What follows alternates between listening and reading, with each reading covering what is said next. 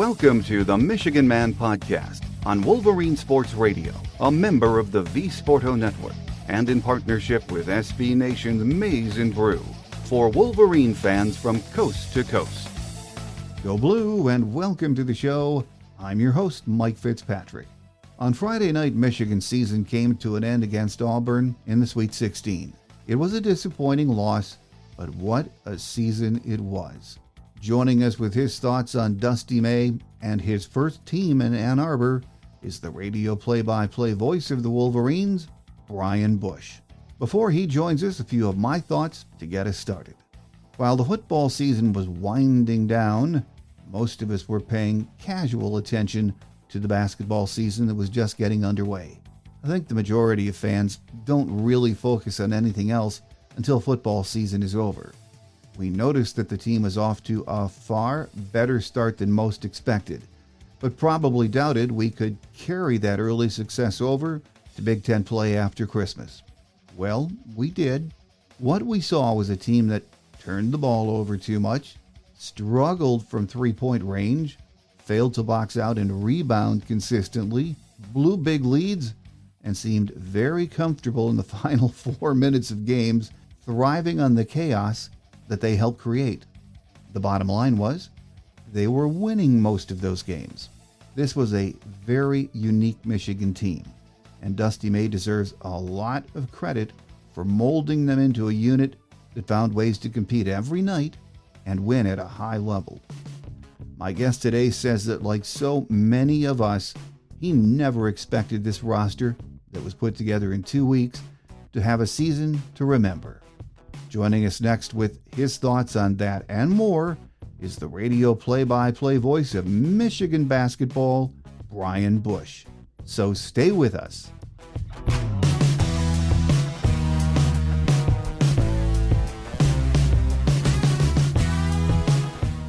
Joining us today to talk about the season that just ended and what a season it was is the radio play-by-play voice of our Michigan Wolverines, Brian Boesch. Great to have you with us, Brian. Always good to be here, Mike. Thanks for having me. So much to talk about, not just the season that, as we said, just concluded with a great run, but the portal news is popping as we speak. We'll get to that in a few minutes. But, you know, we're just a week, not even a week removed from the end of a fantastic season, Brian. And it was one none of us imagined in November. When you think back to the start of the season, what did you think were realistic expectations for Dusty May's first team? Well, I'll tell you this, Mike. When Juwan Howard was let go and thinking through the ramifications of what Michigan had been through those last 2 years, from 5 straight Sweet 16s to a pretty talented roster that didn't make the tournament to the bottom falling out last year, I thought, without knowing any moves, any coaching hires, any player additions or subtractions, I thought a realistic goal was qualifying for the Big Ten tournament. Yeah. And to see what this team did to contend for a regular season championship, to win the Big Ten tournament, to go to the Sweet 16 is remarkable. Once Dusty and his staff got together and once they built this roster, I felt like, okay, there's a chance this team could make the NCAA tournament if things come together well, if they get some of the right development pieces. But this was before anyone had ever dreamed of the Area 51 duo, and I think that includes the staff, because as we've talked about before, the Danny Wolf Lad Golden combination was not expected to by the staff become what it became. And it's a credit to those two individuals, to the rest of the players, and to the staff for really leaning into it, realizing they had a unique way to attack teams. So, as the offseason wore on, you're thinking, yeah, they could make the tournament. Dusty May's a good coach. He's built a good staff. For them to do what they've done far exceeded it. So it's a huge step forward. And I think it's interesting because Dusty May said from the beginning, we want to win, we want to compete. And I think you're seeing now in this first full off season for Dusty May, after coming off a season at Michigan, you have to show people that you can win, because rosters have so much fluidity these days that there are very few excuses. because you can basically rebuild your roster year to year.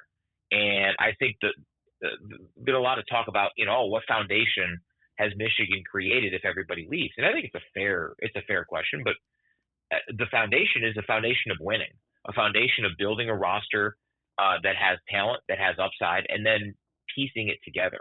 The search for the Dusty May system or the Dusty May philosophy is that there isn't one set offensive or defensive scheme. There's some principles, but he's going to custom fit it to what he has. And, maybe they'll have two great 7-footers, so they'll start again next season, but that's going to be a little more challenging to develop than what they had last year. Yeah, I guess I'm not as worried now that we've seen 1 year with Dusty. I mean, the fact he assembled the team we just watched, for the most part, in a 2-week period, should tell us all the guy knows what he's doing, doesn't he? No doubt. It's proof of concept. It's belief in who he is and the staff that he's built.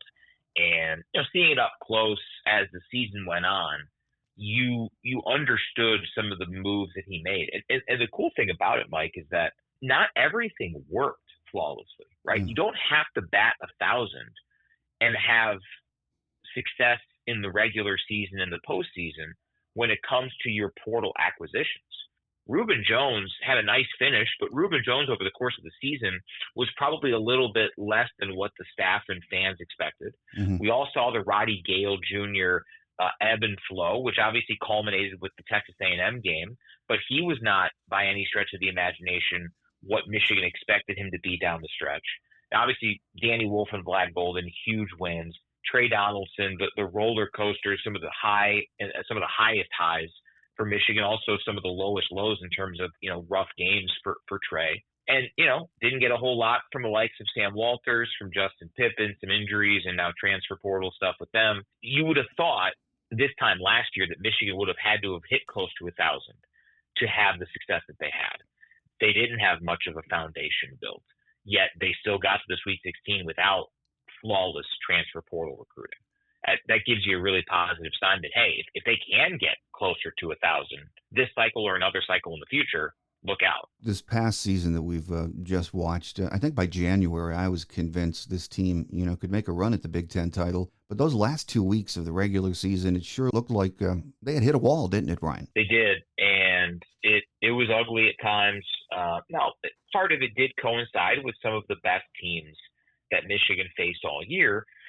But when you're at a school like Michigan and you have the type of start that Michigan had, expectations change, right? I mean, Michigan was the favorite to win the Big Ten regular season championship in several instances throughout the course of the year. And credit Michigan State, they closed a really challenging stretch of the season. Michigan wasn't quite able to do it. Michigan State beat the Wolverines twice, and they got the regular season championship. I do think that the reset helped a great deal because Michigan did finish with 6 games over the last, I think, 17 days of the season. And, outside of Rutgers, these were all high-level Big Ten teams. And Michigan, I think, benefited from being the last team to take the floor for the first time in Indianapolis. So now, did I expect them to win the tournament when we arrived in Indianapolis on Thursday? No, of course not. But I did feel like the potential Purdue matchup was a good one. I preferred facing Maryland versus Illinois just because we've had a really tough time with the Illini. And then you get to Championship Sunday and you never know. So it goes to show you that what teams who win the regular season championship and the tournament accomplish, those are two very unique and different things.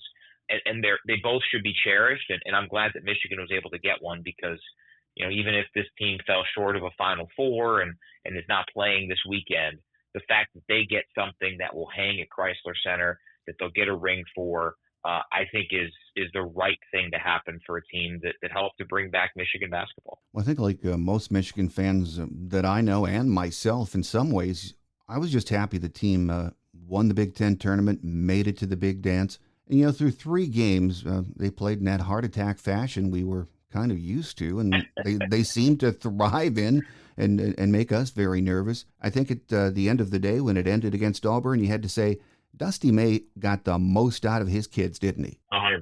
Yeah, that I think is the best indication of a coach. And I think I think several teams in the Big Ten were in that boat this season, and Michigan certainly at the top of the list. But when you maximize what you have, that shows you that when you do have the 95th percentile or better transfer portal year, that you're going to maximize it, right? Mm-hmm. You look at Auburn. Auburn, you have to maximize the roster that Auburn has. I mean, you and I might be younger than some of the players on this Auburn team, right? Like they are incredibly experienced with, the first or second best player in the country in Jani Broome. You're not going to have that every year, right? When you do, you need to take advantage of it. And if you show me a coach, I think John Beilein was great at this. When you show me a coach who you think at the start of the year, okay, what's the upper and lower bound for this team, this roster? And if a coach brings those teams more consistently than not toward or at, or maybe even, in a couple of those Beilein years, certainly in the 2023 FAU season, beyond that upper bound, right? Beyond anything you could have ever realistically imagined, those are the coaches that you tend to want to go with because, Dusty May's proven he's a postseason coach. I think he's 13-4 now in the last 3 years in the postseason, conference or NCAA tournaments, 2 Sweet 16s, a Final Four, 2 conference championships.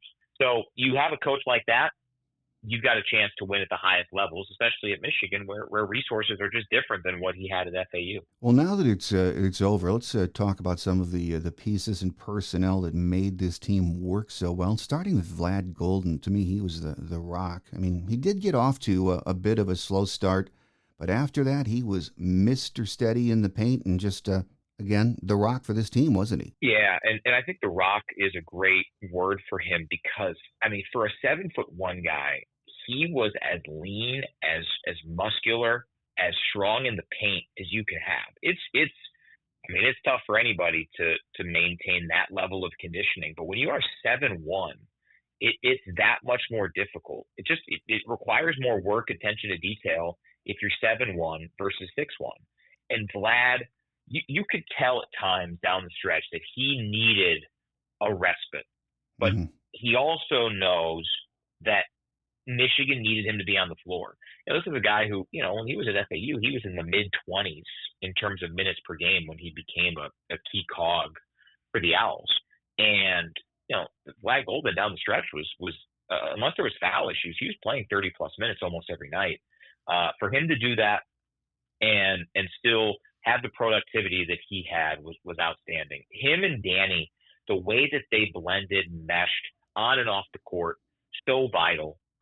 Because I think there was understandable questions for both of them, I'm sure, about, hey, you're recruiting another 7-footer. How do we make this work? And they, more than anybody else, those two had to buy in and had to play off each other. And you want to talk about foundational pieces for, what we all hope is a new golden era of Michigan basketball.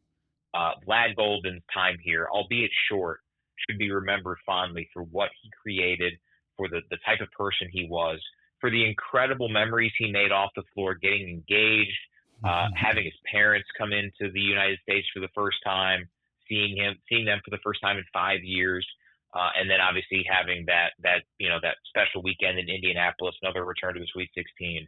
A lot of people will be following Vlad Golden here in Ann Arbor, and that's all you can ask for when it comes to a 1-year stop, because Vlad exhausted everything he could at FAU, came to Michigan, and did the same. Well, Brian, do you think he improved his draft stock with his last season? I do, yeah.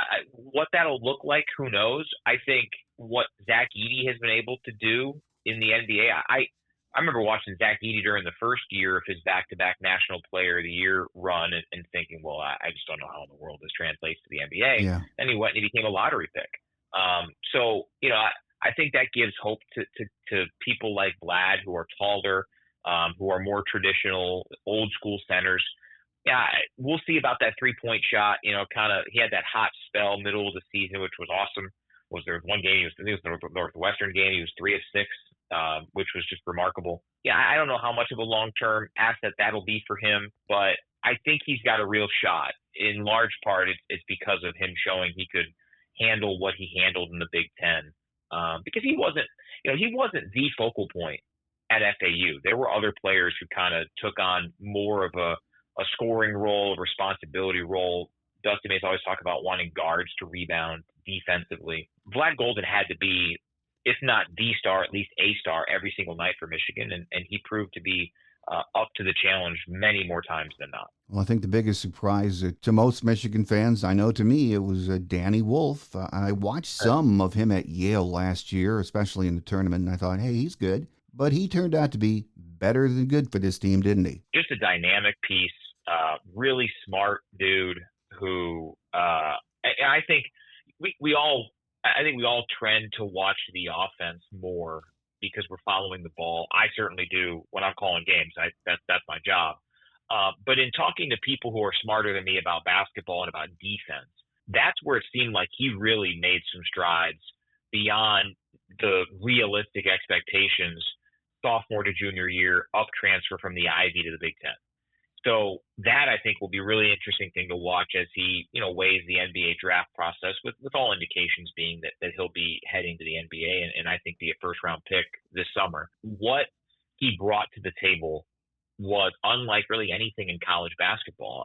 And we saw it for, 28 minutes against Auburn. Mm-hmm. Danny Wolf was the reason why Michigan had a 9-point lead against the number one overall seed in the NCAA tournament. And then credit Auburn, they really buckled down. They defended Michigan at an elite level down the stretch, and then they hit some threes and it got away from Michigan. But Danny Wolf was the reason why Michigan was in that game, and we're sitting there with 12 minutes to go thinking, man, this could happen. Like they're right there until it fizzled. So ton of respect for Danny. Great family, great kid, Michigan family, Michigan kid who got a chance, as he talked about. It was a really cool press conference in a tough spot. How he relayed to those watching just how much this season meant. And you could tell really throughout the course of the season that was the case. Well, earlier this week, Dusty said there is no time to decompress, and that's sort of the way it is all across college basketball these days. But he has to be busy with roster building. We know, as we said at the top of the show, from what we saw him do in the first 2 weeks when he came on the job, how he built last year's or this year's roster. But already, Trey Donaldson's gone, Justin Pippen, Jace Howard, Sam Walters. We've picked up a point guard from North Carolina, and now a center from Illinois. It is going to be a nerve-wracking couple of weeks with the portal open, and while he once again rebuilds the roster, isn't it, Brian? It's remarkable. I understand why the portal opens when it does, because it is a long time to wait. I thought Bruce Pearl's comments were fair leading up to the Sweet 16 when he was asked about it. But yeah, I mean, there are 360-something college basketball teams in Division I. There are 16 still playing. That's a lot of people who are waiting to figure out their next move. But it obviously adds some complications. It's a unique dynamic. And, I think it's interesting how you have to just hand out different responsibilities and delegate from a staff standpoint. And very clearly, I think Michigan had a really solid game plan against Auburn, and they very clearly, with a couple of these early announcements from players, they've done their work early in the portal. I think the one name that people will look to and wonder about is Trey Donaldson. Mm-hmm. The reality is in this setting of college basketball, especially when you are in Trey's spot where you have one more year of eligibility, every action has a reaction, and every addition has a potential subtraction. I understand the questioning about, why is Trey leaving? He there still could be a role there. He's got 1 year left in college basketball to maximize his value, to maximize his showcasing for the next level. He is a confident young man who believes he can run a team. And I think we saw at his peak, Trey Donaldson can run a team in college basketball at the point. I do wonder if Dusty May and Michigan just wanted a little more consistency. Mm-hmm. For as good as the big moments were, the coast-to-coast against Maryland, the 7-0 run to finish off Penn State, the game-winning threes against both Wisconsin and UC San Diego, they were accompanied by some really tough games at Purdue, at Michigan State, against Auburn. He's an emotional guy who cares deeply about his teammates, about the game. And, if you have kind of been in that ascending, even though he's going to go to his third stop, you would assume, and he could still come back, I suppose. But if you assume, take out the stops and just look at his numbers, he's kind of taking that trajectory that we expect for a college basketball player to take. Fringe rotation piece as a freshman, 20-minute a guy, some start, some, off the bench or platoon type as a sophomore. 30 minutes a game as a junior with the numbers going up, but efficiency not totally there. That's the trajectory you expect. But when you're year to year and you have other opportunities out there to add players, that might force you to adjust your potential location or role or whatever. What I hope in all of it is that people remember Trey Donaldson fondly, because he provided for as important and fun as Danny Wolf and Vlad Golden were, for the great stories of the returners, the Mari Burnett and Will Cheddar, for the Roddy Gale game. Nobody had more big moments than Trey Donaldson. I mean, you cannot go a minute into the highlight reel of the 24-25 Michigan Wolverines without seeing Trey Donaldson hit like 4 shots. So that he's made his mark at Michigan, and wherever he ends up, certainly wish him all the best. But it's unfortunately in a lot of ways where we are in college basketball these days. That is a fact. Well, it's going to be interesting to see how all of this shakes out in the next couple of weeks and the coming months. I think one thing is certain, Dusty May has made believers of a lot of not only the Michigan fan base, but college basketball observers with this incredible first season. But he's raised the bar as far as the fan and program expectations go, hasn't he, Brian? It really is crazy. Just the enthusiasm around the program has been really fun to watch, fun to experience.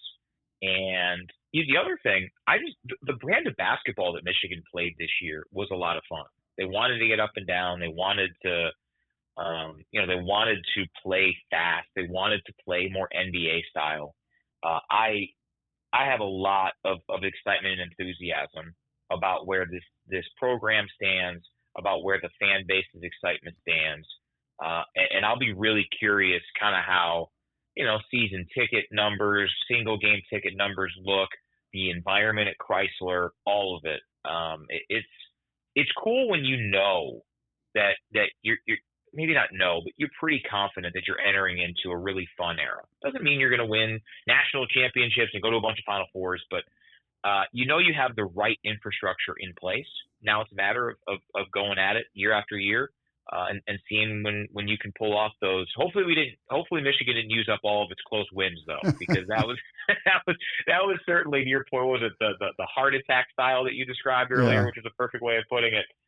Hopefully there isn't a huge course correction on that. Well, one last question before we let you get away, Brian. We have a Final Four coming up this weekend, and all 4 number 1 seeds made it through. Some very good basketball teams. Who do you like to cut down the nets as national champions on Monday night? Well, it's an incredible Final Four. These 4 teams were clearly the best in college basketball. I mean, you look at the KenPom rankings, them being 4 of the top 10 in the last, 27, 28 years. It's remarkable. Give me the best player, and I think that's Cooper Flagg. I think Duke will be the one to win it. I think the Houston matchup is a really tough one, just with how they grind you out, how they defend. But Duke just has talent waves that I don't know if anyone can really replicate. Even Auburn, right? I mean, Auburn, they have basically a 7-man rotation. And the one glimmer of hope Michigan had down the stretch in the Sweet 16 was Broome, and I think it was Baker Mazzara, both had 4 fouls. Yeah. So it gave you at least a glimmer of hope. Duke doesn't offer you many of those. And I think they've proven, even though the ACC was down, that this was an all-time Duke team. This was an all-time college basketball team with the best player and the future number 1 pick. So I think Duke will win it, but honestly, I would not be surprised if any of the 4 emerged on Monday night with the national championship. And that means we're in a pretty good spot for the Final Four if we have to assume that Michigan's not in it. I think they'll be great. Biggest shock for me was how Florida pulled off the win over Texas Tech. That was pretty remarkable. Oh, yeah. But no, what high-level college basketball, and a great indication of, where Michigan needs to try to get to. Because, now in these portal years and with these, proven programs, I mean, gosh, these are 4 really good programs. And there's still a bunch, Michigan included, where we all know that they are capable of building these rosters, making these runs. College basketball is in a really unique and I think a pretty healthy spot. And yeah, listen, I love the Cinderellas too. I want to have an all 1 seed Final Four, and then next year, the year after, have a random 6, 7, 8 seed make it to the Final Four. That stuff's fun too. But we're going to see 4 Goliaths go at it this weekend in San Antonio, and I can't wait. It's been a great season, just a lot of great basketball to watch in the Big Ten and across the country. And this weekend with the Final Four, with these 4 really great teams, it's going to be fun. Here today to help us wrap up the season in ways have been the radio play-by-play voice of our Michigan Wolverines, Brian Boesch. Brian, been great having you on the show with us a couple of times this year, and of course listening to you and Terry all season do such a great job covering the team. So we thank you very much for the time that you've given us, and we look forward to another visit soon. Happy to do it anytime, Mike.